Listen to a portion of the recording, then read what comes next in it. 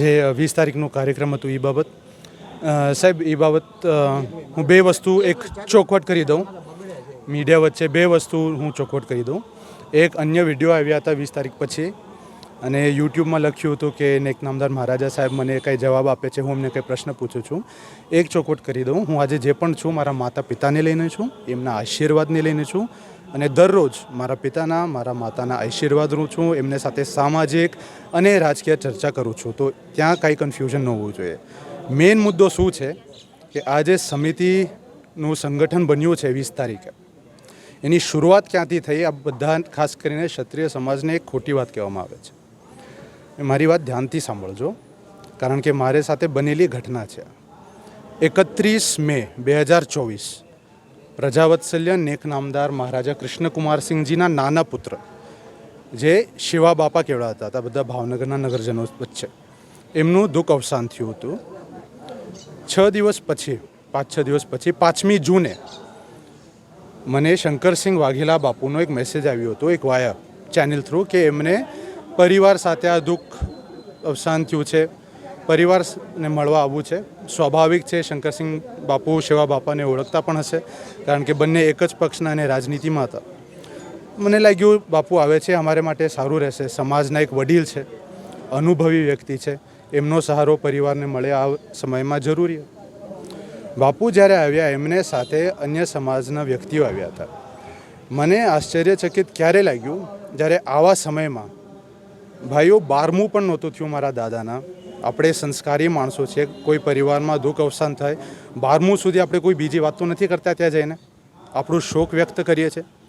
ત્યારે 5મી જૂને 4:15 વાગે નીલમબાગ પેલેસ હોટેલ બાપુ આવ્યા હતા અને આ જ સમિતિની વાત અને પદના પ્રમુખ સ્થાને મને જયવીર રાજસિંહજી ગોહિલને બેસાડવાની વાત મારે સાથે કરી હતી.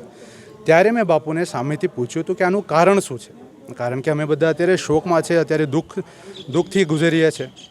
ત્યારે બાપુએ મને કીધું કે જે ચૂંટણી થઈ હતી રૂપાલા સાહેબ સાથે, જે આખો મુદ્દો ત્યારે થયો હતો, ત્યારે એક પ્રકારની એકતા ઊભી થઈ હતી. તો બાપુએ કીધું કે આ એકતા કન્ટિન્યુ રહેવી જોઈએ. સ્વાભાવિક વાત છે, મેં તો કીધું એકતા કાયમ રહેશે, એને માટે આપણે થોડી કંઈ બીજું દર અઠવાડિયે આંદોલનની જરૂર નથી ને.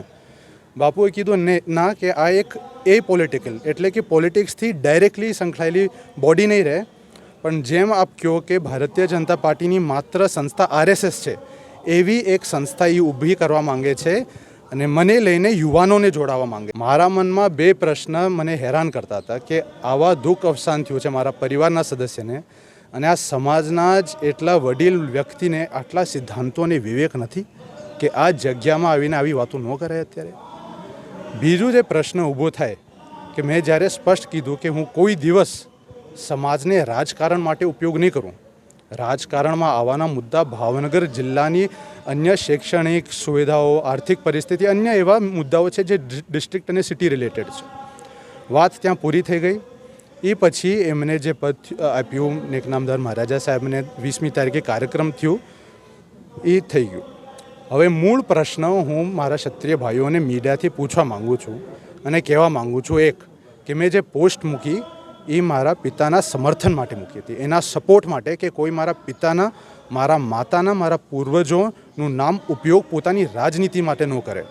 અને છેલ્લી વાત એક પ્રશ્નથી હું ફિનિશ કરીશ અને આપ પોતે વિચારજો કે 20 તારીખના કાર્યક્રમમાં અગર ભાવનગર રાજવી પરિવારના પ્રજાવત્સલ્ય નેક નામદાર મહારાજા કૃષ્ણકુમારસિંહજીના કોઈ પણ વંશ ત્યાં હાજર ન હોત, મહારાજા કૃષ્ણકુમારસિંહજીને ભારત રત્નની વાત કરવાની ત્યાં ડિસિશન ન લીધું હોત તો આ સમિતિનું શું અસ્તિત્વ હોત?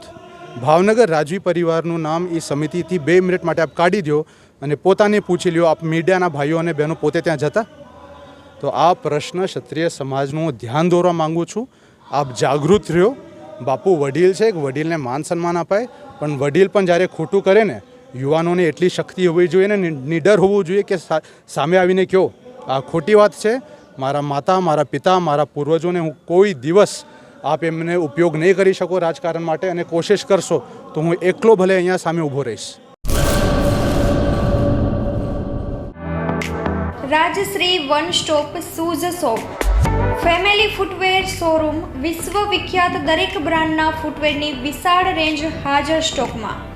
Children footwear, ladies footwear, gents ફૂટવેરમાં અવનવી લેટેસ્ટ વેરાયટીઓ. આપના પોતાના શોરૂમ ડાયમંડ પ્લાઝા, વ્હાઇટ બિલ્ડિંગની સામે, સુહાગ રિંગ રોડ, ભુજ. 9909951092.